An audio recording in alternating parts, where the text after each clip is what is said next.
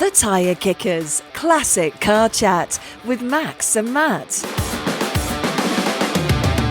Hello again, it's time to waste 40 minutes of your life listening to two high-milers banging on about classic cars. Yes, coming up in this episode, we're having a breakdown, literally, by asking you, has your classic ever left you stranded? The Tyre Kickers. It's See It, Want It as we cruise the classifieds for cars that take our fancy. This time, a Renault with a frown and a Lotus you can drive lying down. Plus, your comments, corrections, reviews, one complaint, and some big breaking news. Yes, I will be asking, what have I done? So get your jack out and loosen your nuts as we try fresh rubber for episode 35 of the Tyre Kickers podcast. Driving and arguing since 2024. This is the Tyre Kickers. Just rewind 30 seconds. You said in the headlines you've got some breaking news. Please, are you leaving the show? Oh, yeah, you wish. I'm sorry to disappoint, but the answer to that is no. It's actually something, Max, I didn't think I'd be saying anytime soon. I've tipped you off about this just before the show, but you know that red Sunbeam Alpine I've got? Well, I haven't got it anymore. Yeah, I'm surprised, to be honest. I'm surprised because you put a lot of effort into that car, so you've decided to sell it, and why is that? Well, you remember I was talking a few shows back. I'd kind of in the winter period. You do that thing, don't you, where you start sort of going on an internet trawl to see what cars you could own. Some people have made a podcast out of that. Oh, exactly that. Yeah, but I started thinking, well, do you know what? I've sort of done everything with it. I've sort of had all the adventures I want to do in it. I've sort of been everywhere I want to be. I've taken loads of great photos of it. I've sort of sorted the interior out, and yeah, I could just keep it, but I do fancy driving something else. And then reality sort of kicks in. You've got basically your one garage and you've got the pot of money invested in your car. Invested. Loosely. Well, it was invested. This is not financial advice. I don't say classic cars are an investment. Invested. Stuck in the car. So you got that money stuck in the car. But ultimately, realistically, I mean, I've had a couple of old cars at the same time, and it's not, it's great if you've got a big garage and a big, sort of a load of room and space and that sort of stuff and big budgets as well. But realistically, one old banger's enough, isn't it, really? You've got enough to do with that one to keep you amused. So anyway, look, it's one in, one out, I suppose is what I'm trying to say. And so I thought, well, I'll chuck it on the market and see what happens. We've talked a lot about the market being quite dead, and I think I've learned something coming out of it, which we'll talk about in a minute. Can I just ask, did you use any classified cliches in your advert, like one lady owner, all that kind of stuff? Never raced or rallied? No, actually, do you know what I used? The two things that I always say on this podcast: never overheated, never broken down. And you show me another classic two lies, car is that? Advert. No, two absolutely God's honest truth. You show me another classic car advert where it says that. I also had some good photos that I'd obviously taken over the years in recent times as well. So it made the car look really good, which it was. It was in great condition. And I put it up and I got lots of inquiries, lots of inquiries. So here's the state of the market thing. I got lots of inquiries. I got lots of people with limited budgets who didn't want to pay quite what I was putting it up for, which I thought was a fair price. It wasn't, I hadn't maxed out on the price. I wasn't getting greedy with it, but I wasn't going to give it away for nothing. I probably had, I think I sent you a text. I said I was talking to so many blokes I thought I was on a dating app at one point. I had them on the go. I had to remember who was trying to chat me up, that particular day. Was it Nigel or Malcolm? Yeah, I'd had enough people. There's lots and lots of people interested. Lots of people wanting it, but a lack of commitment. I think that's probably quite a modern thing, a 2025 thing, isn't it? At the moment, if you try and sell anything at the moment, there's a real lack of commitment. People are very interested in it until it comes to crunch. Would you want to come around and see it? Hello, where have you gone? Yeah. And also, people are just always trying to get a bargain, aren't they? And, it's what we do when we buy stuff, isn't it? You take the asking price and you halve it. Yeah, but I think also it's that thing they talk about business, the buying clock. If you're 11 o'clock on the buying clock, you're hot, you're ready to buy. I think a lot of people at the moment are about 6 o'clock. They sort of want it. They've done the research. They've not quite got the money, or if they've got the money, they don't want to pull the trigger. So a lot of people are sitting on their hands at the moment. So I had lots and lots of inquiries. Anyway, fast forward a week, I take it to a show. And I haven't got anything on the car. It doesn't say for sale or anything. But a guy comes up to me and starts chatting away. He says, I love these. I bought one when I was a teenager. So he told me the story of how he bought one for a tenner when he was a teenager. And it was pretty rough. Always liked them. And I said, well, it's for sale if you want it. Here's another rough one. So Relive your childhood with this car. he went away, and I was kind of packing up to go. It was just a local meet. I was packing up to go, and he came back and he said, "Can I grab your number?" And by the next day, he'd come round, he'd seen it, and he bought it. So it was then gone. That's good because it sounded like a date so far. Yeah, he didn't even buy me dinner. Bloody cheek.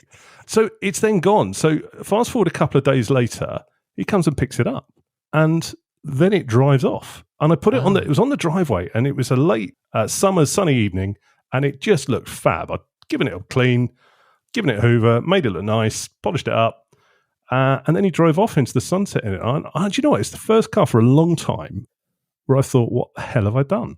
Because that car looked great.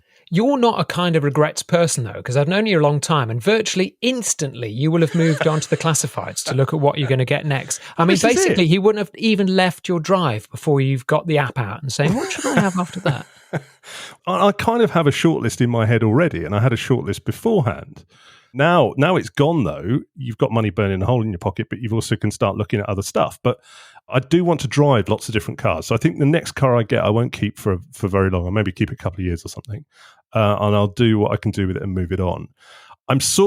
We can talk about this in a minute. I'm sort of thinking a type of car I want. Just narrow that down, because this makes me nervous when you're on your own with the classifieds, and worse still, you've got some money in your pocket because you are impulsive. You don't really think or do any research. You just go straight into it. So just slightly narrow that down quickly. I do speed research is what I do. No, you just don't do any. It's no speed or anything. No, we're two extremes. You know this. You're the go away and study a PhD in it. You've barely done a GCSE before you just plump for it. You're not far off the mark, because after I bought that Sunbeam, I did then buy a load of magazines and read about it and went, oh, maybe I should have asked about that when I bought it. I think what's interesting about this is you and I we don't have many similarities, but one of the similarities we do have is quite a short attention span. Sorry, what? That's after me listening to you for 5 minutes. So we do get bored of cars quite quickly. And I think I've got a time limit. After I buy a car, I've got 18 months before I start looking for a replacement. And I'm usually thinking about the replacement about the 2-year mark. And I haven't had many cars that have lasted more than 3 years. Land Rover Defender I had for 5 years because I really like that. I think that's the longest car I've ever had. I do get bored quite quickly. Yeah, this is true. And I think you talking about all the cars that you've owned has made me kind of realise as well that I kind of need to speed through a few cars and get behind the wheel of a few. Get on with it. The clock's ticking. You're no fresh chicken, are you? Well, they put me in a wingback chair in a care home. I need to get some cars in and out. Oh, actually, practically as well. Well, I can still get in and out of cars. I might as well drive some. Well, you just about can before the winch comes in the garage. Yeah, the next one after this will probably be one of those green ones, the Motability ones that you had in the 70s. God, yeah. Do you remember those? Yes, I do. I can only remember the nickname for them, which I can't say. But what were they actually called? Can you remember what they were called? Shall I look it up? Who made them? Because we weren't planning on talking about this, but it's just gone this way. Motability. Who made them? What were they? They were kind of like single-seat plastic things. Yeah. They all were kind of like a Reliant, weren't they? Invacar. Invacars, they were called. No, don't know anything about those. You're not far off one. Yeah, it was abbreviated from invalid carriage, small single-seater micro car. Anybody in the 70s will recognise these straight away. They were green and they were three-wheelers. They sort of looked like a Robin Reliant van, but shrunken down, didn't they? But I think the deal was that you could drive them on a motorbike license. That's right, because I think they used motorbike internals, didn't it? It was a bike engine, and because it had one wheel at the front. I do remember that they were very easy to tip over, because somebody must have mentioned it once about tipping one over. And then there was the cult of, you saw in the street, anybody who left them parked overnight, they were turned on their side. Yeah, there was a 4-stroke 500 or 600cc engine giving a reported top speed of 82. I wouldn't want to do 82 in those. That's never going to make 82 miles an hour. Off a cliff, maybe. Oh, it's not going to do that. Anyway, so that's one of those. That's one of the cars on my list. Just quick criteria. What are you looking for then? What are you looking to get that the Sunbeam didn't give you? The Sunbeam was really great and didn't overheat and didn't break down, so I wasn't worried about it from that point of view. But if you drive a 60s car, it is, a workout, isn't it? And I wouldn't rush to go through, to go on a bank holiday down to the coast in it, for example. It's not a car you want to be sitting in traffic too long. I loved blasting it down B roads. That's where it's happy doing. But after about 45 minutes an hour, I'm sort of thinking I really need to go and see the osteopath. Whereas I think I'd quite like something maybe with a bit more legs. I mean, I'm sort of slightly envious of your SL because I know that SLs can go Well, because I did that further. thing. I went from 1966 to 1986, and things like 1 power steering, 2 power windows, and 3 heating have made just such a huge difference in how I use it. I just drive further and longer in it because the Merc SL, I'm pretty much guaranteed it's going to get me there. Plus, it's going to get me there with some level of comfort, which are 2 things I could never say about the Porsche 912 because it was uncomfortable, it was noisy, it broke down a lot. And also, it was a bit of a struggle. It was hot. The steering wasn't, well, it was quite good, but it just didn't have any kind of creature comforts. And I think that's one of the things that, like you, started to wear a bit because you thought, oh, shall I take the Porsche? They thought, no, because it's like a 30-minute journey and I don't want to arrive looking like I've just been beaten up. Yeah, that's the thing. On a hot day as well, driving a 60s convertible, you end up with sort of sweat all down your back because you've literally been doing a workout. It's like been doing a gym routine. The only caveat is that I kind of don't want something too boring because I want to take it to shows. I want it to still have loads of chrome on it. I need it to sort of have a slight element of peril that it might break down because that's what makes it interesting. I don't want something too modern. I don't. So like a Mercedes R129. You know my opinion on those. That would be perfect for you. That ain't going on the list because that's just too boring. It's too reliable and it's not got any chrome on it. So it's going to have to be something chrome. So I might come into the 70s. I might stay in the 60s. I'm not quite sure yet. I'm sort of leaning towards automatic because I think I could just go further in it. Okay. I don't know. I still like something like a TR6 might appeal because that's. But you can't get an auto in a TR6. Well, no. But you wouldn't want an auto in a TR6 either, would you? So I've got a few things on my list, and I'm open to suggestions from everybody apart from yourself. So all the people you trust and Max. Yeah. So what should I get next? That Alpine wasn't the fastest car in the world, but I was able to rag it and drive it a bit like a sports car. So I was able to floor it in third and get the rasp at the back and overtake quite a lot of stuff. What did you overtake in that Sunbeam? Austin Healey. What, was it parked? Yeah, it was reversing. Done an E-Type in that one. Well, you've overtaken all these cars in your Sunbeam? Yeah. Well, were they in first gear? Were they broken down? No, they're doing 60 down a dual carriageway. So basically, this was once. So you overtook 3 cars once. The place I took it to, the show I took it to, where the guy saw it and bought it, I overtook a Healey there as well on the way there. Okay. And then the guy followed me out. He said, "Oh, you're going some, weren't you?" I said, "Yeah. Well, he likes a little bit of a run." It was not slow. It was not slow. It was slow off the line, but once you got it going, once you wound it up, it was good. So I've sort of had that. Although I did have that ride in that TR6, and I quite fancied that because that straight 6 engine sounds nice. True. TR6s are nice. They wobble a bit, though. That's the only thing. Yeah. Do you know it's the interior? I don't like them. I know that's, and I know I can't. You think you roll your eyes, and I can. How do you know I'm rolling the eyes? Is it just I'm permanently rolling my eyes on this? That's why. But you do as a driver. That is the thing you see, and that interior is just not great. But that straight 6 engine is fantastic. But then I think we talked about Rolls Royces and stuff like that. I can't fit it in the garage. Okay, yeah, that is the size of a Transit, a Silver Shadow, isn't it? It's a big car. What should I get? That is a very good question. I think responses on a postcard, please, because the criteria, just to summarise here, is you want something classic for car shows, you want something a bit quicker than the Sunbeam, something that you can go further in it, so it's got to be a bit more luxurious, have a few more gadgets. Yeah, or just be easier to drive. Lots perhaps, of chrome. But I also want to take it to the pub. And enjoy taking it to the pub. That's what I enjoy doing in my classic car, and maybe take it away for a weekend somewhere. Okay. That's quite a lot of criteria. Basically, you need a Mercedes R129 SL. I don't.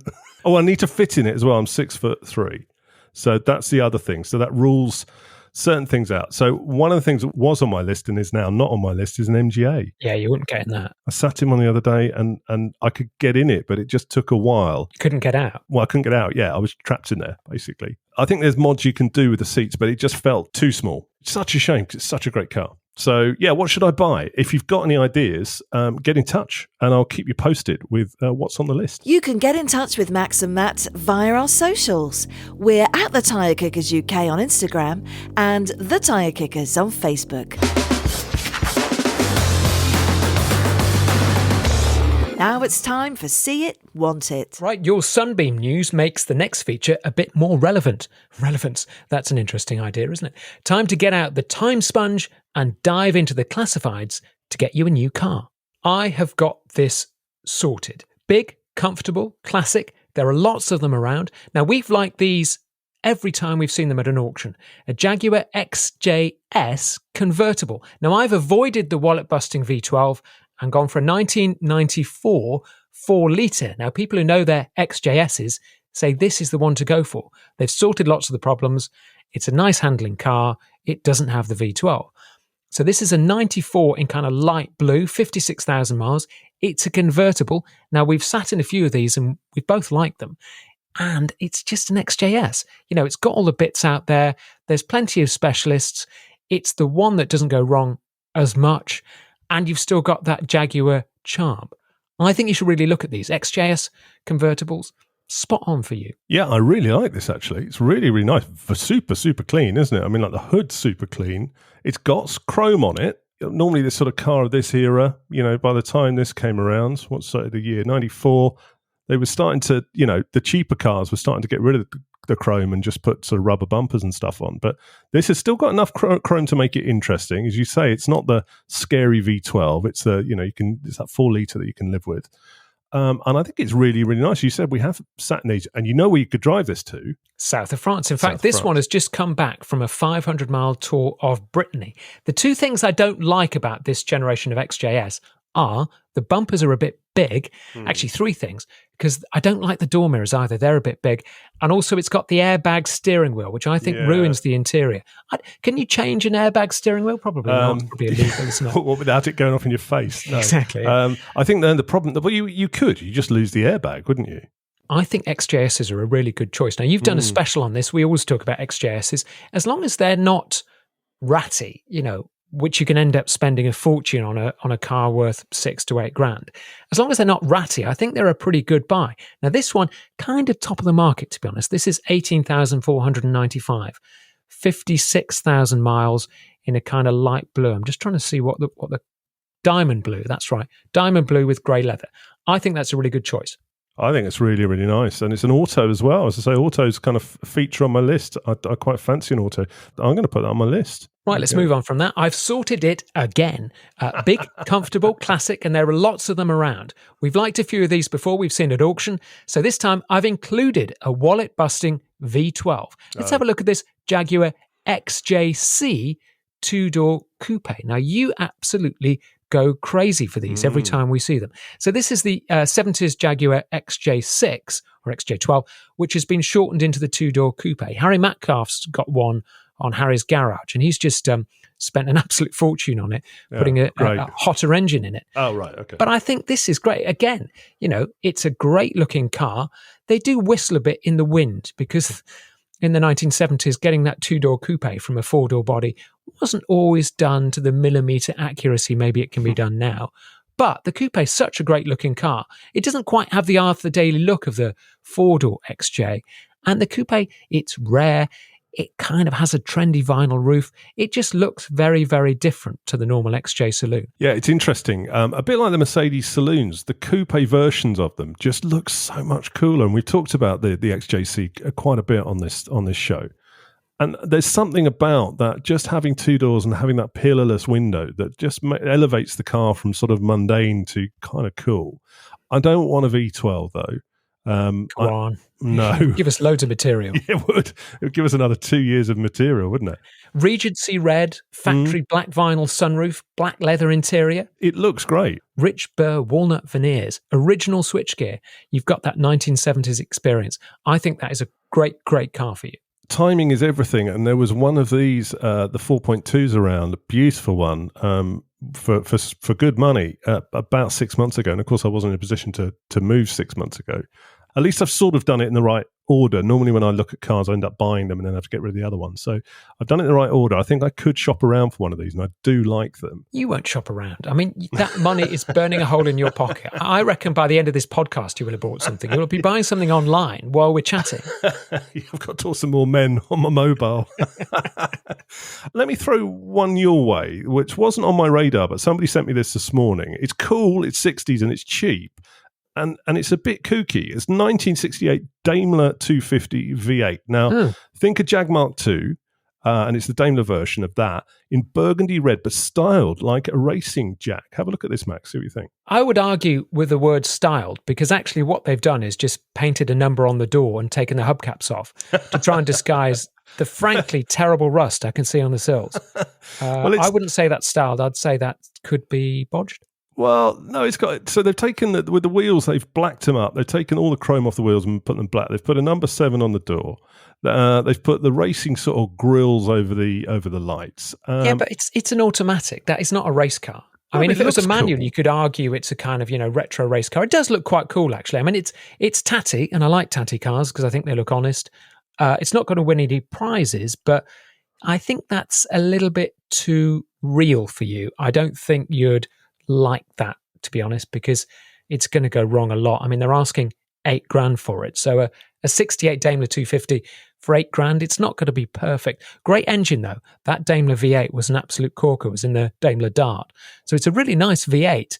I think that's just going to be on your drive a lot up on bricks. Well, maybe. I mean, I quite like it because it's not pristine. It's a slightly different thing. I mean, I like my cars looking clean, but with this one, I think you live with the sort of knocks and bangs and the sort of leather being a bit creased and worn and stuff. I think it's got a bit of something. I think you pulled this up at a show. It's a good talking point, but maybe you would, looking at the three-quarter shot of it, you would sort of step back from it every so often and go, what a banger. Why am I driving that? It's really difficult, isn't it? Because it falls between looking super cool and just looking a bit rubbish. And I'm not quite sure which one that is, to be honest. If that was manual, I'd say it's super cool.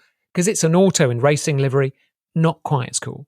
Okay, what have you got then that I can pick I have disappeared down some classified rabbit holes this week, including a strange obsession with Renault 16s. Now, I don't know why I love these so much. I can't find one for sale in the UK, actually, so I'm travelling to Portugal for this Renault 16 TX, which is the top of the range. And you can tell that because it's got the Gordini alloys. So I really love these Renault 16s. They've got the kind of frowny look. They were the first French car of the year, I think, in the 1970s. I just think they're great looking cars. They were kind of basic family cars, but just the look of them is really right. And also they drive beautifully. I mean, they're not fast at all, but they do drive really nicely. Column gear change, which is, we all love a column gear change.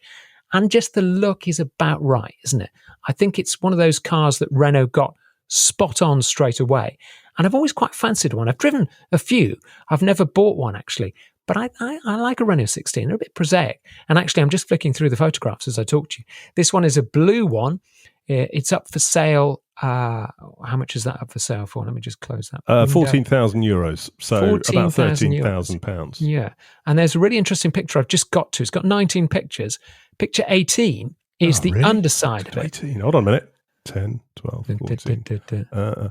Oh yeah, it's up on a ramp. Yep. It's up on a ramp, and they've put underseal everywhere on it to hide the fact that maybe it's got some surface rust. The trouble is they've undersealed the brakes. If you can have a look at the back brakes, they've been undersealed, and they've also undersealed the exhaust. The brakes are a bit sticky. They're covered in that lanolin You've stuff. Sprayed the exhaust in underseal. So I'm going to buy that in Portugal, and then I'm going to start driving back to the UK, and within 10 miles, that thing's going to be on fire, stinking of underseal that's been burnt off the exhaust and the brakes. So apart it looks from fresh, that, actually. Doesn't it? Looks like it's it still drying. It looks wet, doesn't it? Apart from that, what do you think of Renault 16s? I think Renaults of this era, a bit like Peugeots of this era, are really kooky and cool, aren't they? I mean, you look at, this is the same sort of era as a Renault 4, and that's kooky and cool. In fact, Renault seem to have their mojo back recently because they're bringing back stronger designs. I mean, okay, they've all been sort of flattened out for the modern era. But the electric Renault 5 is a great looking car, isn't it? Yeah, that looks good, and they've done a Renault 4 as well. So, but it harks back to these times. I love the dials in it. It's got Jaeger dials with orange needles on, which that very early 70s, that Citroen's had, and those just, I think that's what you want to see when you're driving a classic car, because you obviously feel it, but you just, those old mechanical dials like that, I just think are so cool. You're not going to go through those gears very quick with a column change, though, are you? And that's going to be a bit of an arm wrestle getting through. But yeah, I think that's really cool. I think I like that for 13 grand, maybe a bit toppy on the money, but Portugal, cars are very expensive in Portugal, so relatively that's probably quite a good deal. Right, some potentially sad news from Norfolk. The owner of Lotus is hinting at moving Lotus production abroad and closing the Hethel factory in Norfolk, as reported in the FT. Now, this could be the end of Lotus as a British sports car maker. So I think time to delve into their back catalogue and a forgotten Lotus low enough to drive under car park barriers. Have a look at this, a Lotus Eclat. You remember this? It looks like a squashed Esprit, actually, particularly as this one's in white. And I think the Eclat is really forgotten about because it was quite an advanced car. I mean, it was a bit too advanced, to be honest, because it used to rust like crazy. But it's such a good-looking car, the Eclat, and so different. I mean, nothing else looks like that. I really like that, despite the Marina door handles. But it's a great, great car, and this one is for sale, amazingly, at 10,750 quid.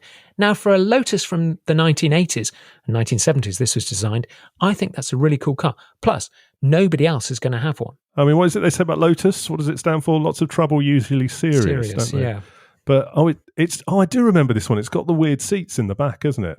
That's it. You're virtually lying down in the Eclat. It's very dated inside, though, isn't it? And that's not dated well, Max. It's not dated well outside or inside. The interiors were pretty poor when they came out when they were new, but it was a budget car manufacturer, and actually you bought it for the handling and for the engine, and you got the interior as extra. You didn't pay much for the extras, to be honest, because if you look at the wipers and the indicator stalk and various other bits, it's all BL, actually. In fact, the best picture in here is the engine. That looks cool. Everything else looks very dated. Did you say the switchgear's out of the BL parts bin? That's like out of a Triumph Stag or something, that switchgear.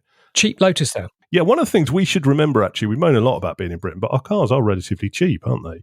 And it's very easy to buy second-hand cars here, and it's very easy to get them for not a great deal of money down the lower end. So you sold your car. You can stop the advert now. Okay, all right. Oh, yeah, I forgot. Sorry. It's gone. Well, yes, you're listening to episode 35 of the not quite yet award-winning podcast, The Tyre Kickers. Do you think this is going to win an award then? If are you operating under some kind of delusion that somebody is going to give this a gong? Well, hopefully, fingers crossed. While we're thinking about that, stick our arms in the mailbag and find out what you've been saying about previous shows. What you got? Yes, Gary Summers has been in touch to say he's enjoying every podcast, saying they're really informative and fun. That does sound good. I wonder what he's listening to. Thank you very much, Gary. Anyway. Could you give us the link? He also picks up on our last topic last time of classic car gadgets or the lack of them in cars of old. He says, I vividly remember wind-up windows. Fantastic. Get your exercise doing that. When in the hot summer of 76, going to a wedding, my dad's pride and joy, a Vauxhall Victor FE 2.3. I've got a picture of that on the screen now because I'd forgotten what they looked like until it popped up. And they were everywhere. Yeah, they were everywhere. I haven't seen this car for years, but it's just like a flashback, isn't it? Because they were on every street corner. And actually, just bizarrely, the registration number is one digit out from our family car that we used to have. But it's a real flashback. It's not the prettiest of estate cars, is it? No, but it true. did the job. But I'm sure Gary's dad loved it. Now, the car needed a wash, he said, on the way to a wedding. So we stopped at a car wash, entered it, and whilst winding up the window, the handle came off. Now, back in those days, you remember the car wash, once you put your money in, that was it. You were up against a ticking time bomb, weren't you? Don't waste the money. Stay in there. Well, that's right. But so Gary goes on and tells the story. He says, both my mum in her best dress and my dad in his only suit were drenched in the car wash because he couldn't get the window up. And I was in the back howling with laughter. Car wash mishaps happened a lot, didn't they? Do you remember? I mean, if you forget to put your aerial down, which is what we were talking about last time, the car wash would have that off as well. Yeah, there was always the aerial, wasn't it? Because it was always the thing you forgot. So that always got you had to get off. wet and shove it down. Gary also picks up on our exhaust off in the last show, where we compared the sounds of an Aston, Porsche Replica, and a Lancia Stratos. He's got some ideas for stuff that possibly sounds better. He says, how about the Austin Healey 3000, Triumph GT6, TR6, or even a Jaguar XK150. Now, the point of that is all very good choices, but they're all 6 cylinders.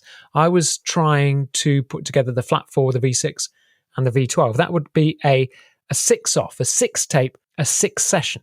Have you got the motivation to do that? That's the question. Yeah, thought so. Moving on, John O'Sullivan has also been in touch by our Facebook page on this. He says, hi lads, the Classic Car Soundtrack Volume 1 podcast was very interesting, and Jesus, that Stratos was gorgeous, he said. However, I think it's going to be very hard to rival the raw sounds a rally car makes compared to any other car. True. He says cars like the Metro 6R4, Audi Quattros, and the later Group A cars like the Impreza just sound so good. He says the anti-lag popping For him, it's the sound of nostalgia. The trouble with the Impreza is the people who bought them, isn't it? Because they were nicknamed the Impreza because they were going sideways with handbrake turns everywhere, isn't it? Favourite of bank robbers as well. Yeah, exactly. Back on the subject of remembering things that we used to have, like the coat hanger car aerial. Oh, yeah. Sam, who is Southern Cars UK on Insta, says, remember them? I still make use of them. Now, I don't think they work with DAB. I've got a story here. I hired a Ford Transit this week to move some stuff, and it's a modern one with a screen. And I tried to change from Capital Hits, which was on the radio at the time. You're not Capital Hits. To, well, I was trying to change away radio. from it. Yeah. I was trying to change to Test Match Special. Now, how long do you think it took me to work out on a modern car with a screen how to change the radio station? You're not very technical, are you? 10 seconds, 20 seconds. 4 days. 4 days. I'm not kidding, because this has got a screen. So I tried to change it and it just wouldn't work. So finally, I sat in a car park for 25 minutes and I went through the sub-menus. And on the sub-menus, the DAB is switched to local stations only. 4 days it took me to find that. That's how rubbish modern cars are. I just got a vision of you with your glasses on the end of your nose and the instruction book, and you're flicking through the pages. And a lot of swearing. There's a lot of swearing going on. Basically, I missed an entire innings because of this Ford Transit not being able to use it. You posted a picture on our Instagram as well that it had a Cortex steering wheel, exactly. which I've noticed since you posted it. There's a couple of other cars have got it. There's a new VW ID1 electric car's got a Cortex steering wheel in. Talk about reinventing the wheel. I mean, the Allegro did this way back in the 70s, and everybody hated the Allegro for the Cortex steering wheel, and it's just sneaked back in. So Renault 5's brought this 5 back. There's a few retro cars, and Minis come back, obviously, as electric. What about if they brought the Allegro back as electric? Oh, well, I'd love that. With the sticky vinyl seats. I'd buy one straight away. Well, moving on, more stuff from our post bag. R55 Gulf on Insta reminds us of the clothes peg as a choke holder. And you still see a lot of those in classics at shows, don't you? And Gary Summers has got a story about that as well, hasn't he? Yeah, he says when he was an apprentice mechanic, an older lady came in complaining about bad MPG and no performance on her car. Now, he said when he looked at it, it turns out she was using the choke cable as a handbag holder and pulling it out when she got in and hanging a handbag on it. Fantastic. A useful hook. Mind you, hooks were extra in those days, weren't they? So you had to pay extra for a hook. Okay, moving on. Hensel Gomez da Costa got in touch on Instagram after we posted a snap from a classic event that he went to at Horsley Towers in Surrey. Now, he's got a very tasty orange 1974 BMW E12. Have a look at this. He's been restoring this. That's the 5 Series, basically, the 70s 5 Series. And what a great car that was. Beautiful in orange. And he's scooped an award with it. He nearly got scrapped in 2001. He ended up winning top prize at Rustival, which is really great. And they do look good, those 70s 5s, don't they? And on a sidebar to this, it's the 520. So I can't remember whether the 520 was the entry. It might have been the 518, but I do love a base model, and particularly a base model of a 1970s car, because there's literally nothing in it at all, apart from an engine, some wheels and a steering wheel. And so much glass as well. Yeah, go check him out on YouTube and Instagram. He's Hentel, but he's Hentel with a G. So go and search Gentil's Garage, Gentils. And he's got some really good content on his channel about restoring that orange BMW. Really, really nice. Talking of YouTube, you may remember a couple of shows back, we kicked about the idea of becoming YouTubers for a nanosecond and then went, just can't be bothered. Can't be bothered. Well, Benjamin Maltby picked up on this. He said, I don't blame you for not wanting to do YouTube videos. He said, my dad was a TV producer and I used to help him on location and watched him editing. What a ball ache the whole process is. Well, it's pretty much the same cutting this, Benjamin, with old Captain Retake over there. Good God. Says Ronnie Corbett, I have to edit your monologues into English sometimes. It goes on and on and on and on. The producer told me, and it's a Ronnie Corbett special. Some important stats, interesting to me as I do like a stat. In June, we had our best ever listening figures, 3,200 downloads in 1 month. Yes, amazing. Thank you so much for listening. Your ears are appreciated, as are all of your comments. Please do get in touch and comment on anything we're doing. We do love you being part of the show. It gives us material. It feels like about 5 minutes, to be honest. It's really easy to get in touch as well. Here's how. Want to email the show? Send your ideas, comments, thoughts and corrections to the Tyre Kickers UK at gmail.com. Well, Max, it's not just love in the mailbag this time, though. We do have a complaint. Uh-oh. Yes, Kevin Bryant has got in touch, and he's having a moan. It makes a change from you, Max. Well, somebody's doing my job. Matt Maxey says, you are too negative about the reliability of classic cars. He goes on, you keep banging on I think he's referring to you, Yeah. about breakdowns. And yet the only breakdown in the Alpine was caused by a loose battery terminal. Clearly he wasn't listening to the bits I talked about the Porsche 912, just the Alpine bits, but banging on us? Surely not. He says, I've just returned from a weekend to Bury St Edmunds via Nottingham on the hottest weekend of the year, and there were no problems other than a quick diversion for fuel. I mean, he's right. You didn't actually have any breakdowns in the Sunbeam, did you? Nope. And I didn't have any overheating, and the Alpha Spider. It's all right. You've sold it. You've sold it. Don't worry. Sorry, yeah. But no, the Alpha Spider threatened a couple of times, but it never did. I've had other old cars. I had Fiat Uno that used to break down all the time. But, you have had a lot of classic cars, and you've had a lot of emotional, personal, and classic car breakdowns as well, haven't you? But let's stick to the cars. I used to run classics as only cars. If you remember when we both lived in London, I only had classic cars. I didn't bother with moderns because I just thought, I'm not using the car that much. I'll have a classic. I thought, what's he got all that crap for? What's he driving around in that? What's he getting a new car? What an idiot. And look at us now. Well, I did have a lot of classics. So I did break down a lot, starting with the queen of the hard shoulder, my 1966 Porsche 912. Now, I had 2 breakdowns with full AA recovery trucks. That was with a faulty coil.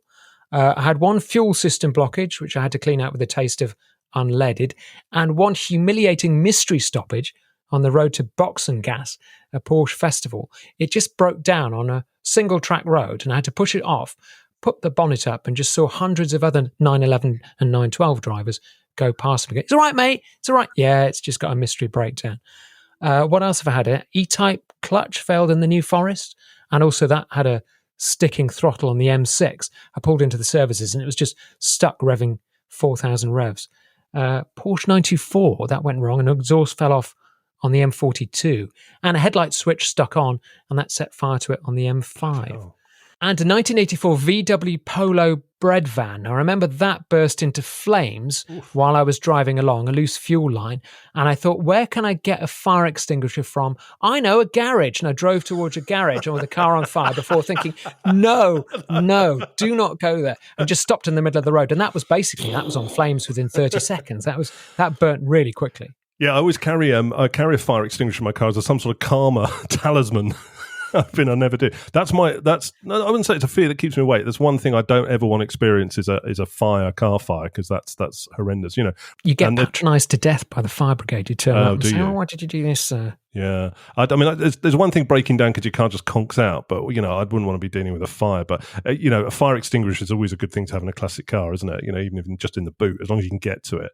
But yeah, you've reminded me of the hard shoulders. I had that Fiat Uno that I mentioned that would only go if it was summer in Milan. The minute the winter came around, the throttle got stuck and the carburettor sort of started coking up a thing, and then it sort of spluttered, and I'd have to sit on the hard shoulder and let it sort of warm up or cool down, one or the other, before it just literally refused to go, like a dog. When you take a dog for a walk and it doesn't want to go any further? Yeah. That car was like that. And then I had a Vauxhall Astra in the 90s as well, which was any time it rained, it just went, no, I'm not starting. And it wasn't like the damp start thing. It just refused to. It's just like having a sulk. So that was pretty useless as well. But you've had other things, haven't you? You had that Jag XJ6 as well. What happened with that? The XJ6, the power steering went on that. I had a Daimler Double Six, which I used to do weddings in to earn extra money. And that on the morning of a wedding, I took it with for a hat on and everything. Exactly. I did that with a hat and a suit. And the morning of a wedding, it lost all the brake fluid. So I had to take my mum's BMW 320 along, which is a 2-door, squeezing the bride in the back with her dress. That didn't go down particularly well. No, it isn't. I had a VW Beetle, had the failed alternator on the M25. Also, I had a Beetle where the battery dropped out the back because it was under the back seat and it was so rusty it just fell out of the back. I remember you saying about that one. And I had a bus crash into a Beetle on the Piccadilly Circus. I took it for a ride round at night and the bus just went straight into it. You're not very lucky with cars, are you? I'm just too tight to buy a proper one. Well, I'm just starting to think you might have a little bit of a bad omen about you. Maybe I won't. You're just starting to think that, are you? Kevin's point doesn't really stand up with you because you've actually experienced it, haven't you? But then you were running them as daily cars, and that's the difference. I think now it's quite unusual to hear somebody running a classic as a daily car. In fact, when I've started looking, because obviously I've got money burning a hole in the pocket, I'm in the classifieds, and I'm looking more than we normally do. And there was somebody said, I'm using this car daily. And that's now a bit suspicious, isn't it? You think, Do you think well, I so? don't want to use I it. think it's quite brave, to be honest. I mean, I love using classic cars because you really do get the sense that you have to think about the journey. If it's wet, you're probably not going to get there. You have to think about the fact that it doesn't handle, it doesn't start, it doesn't stop. That's part of the enjoyment, I think, of classic cars. You have to think about driving. Not if you want to get somewhere. No. Or if you're a bride who wants to get to the church, for example, in my Daimler. I think I quite like the disconnect of having the daily car, because we've got so babied now, do we know the daily car, you push the button, it starts. And it's quite nice to have the difference between that and a classic car. I find classic cars a real pain in that when I'm having to use them in a hurry. I find even if I'm having to run them somewhere in the week before I go to work or something, I just think if I've got other stuff to do, a classic car becomes annoying. Whereas if I've got all the time in the world and it's, I'm enjoying it as a hobby, it's okay. So I think probably the breakdown thing, and Kevin's point, he's probably not using his car on a daily basis. I think your level of probability of your car breaking down goes down quite a lot if you're only using it at weekends. Yeah, true. And of course, it's pampered, so you only take it out in good weather. You're not relying on it in the cold or in the wet, for example. To be honest, I was a bit scarred by lots of those breakdowns. That's why I chose the Merc SL after the Porsche 912, because I went from the queen of the hard shoulder to the king of reliability. And that's a real boon for me now, because I drive something I know I can pretty much rely on. Yeah, it was a real shame with that Porsche, actually, because it looked beautiful, didn't it? But it just great, kept biting you, didn't it? Yeah, it just wouldn't stop. And I think after the third breakdown, I thought, this is cursed. And then it broke down again. It didn't like you. That car, it was like Herbie telling you to get out, basically. Exactly. So, yeah, so far, your SL's been trouble-free, isn't it? It's been absolutely on point. I mean, it just starts the first time. Even if I leave it for like 2 or 3 months sometimes, it's on a battery charger, it just starts. I mean, I'm getting it serviced, I think, in a couple of months, but there's just nothing wrong with it. I think I've done 3,000 miles in the first year. It's quite a lot for a classic car, really. And I'm really pleased with it. It does just go. And for a 40-year-old car, that's brilliant, isn't it? But what about you guys, though? You must have some great breakdown stories. We really want to get into this. So let us know some good ones, and we'll go through them on the next show. Have you been left on the hard shoulder or stranded down a country lane, perhaps? Or is your car super reliable and you've driven miles and miles in it? Obviously, that's not quite as funny and doesn't give us any material, but we do want to hear about your breakdowns, classic car, emotional, or otherwise. Yeah, so let's do it. Let's get into it. Give us some materials to talk about next show. We really do, as you heard with the mailbag stuff we did earlier, it gives us some stuff to sort of riff off and talk about. So do send us, if you've got some great stories like Max's breakdown stories, send them in, and here's how to do it. Send your ideas, comments, thoughts and corrections to the Tyre Kickers UK at gmail.com. Right, that's it for the episode we're calling number 35. Sorry for the, quote, banging on. We can't help it, but it turns out you quite like it. I'm not banging on. This is just how I talk. Coming up in the next episode. Fresh from selling the Sunbeam, Matt has got money on fire in his trousers, so I'm betting he'll have a new car by the next episode. So plenty of opportunity to pick apart his choice. Impatient? Impulsive? Me? Maybe you're right. But then I will have kicked some tyres and I'll be back to tell all. Yes, if you have a used car for sale, turn your phone off now. Until then, keep driving, keep smiling, and don't break down. See you next time. Bye. You've been listening to the Tyre Kickers. If you've enjoyed this episode, please leave us a nice review on Apple Podcasts.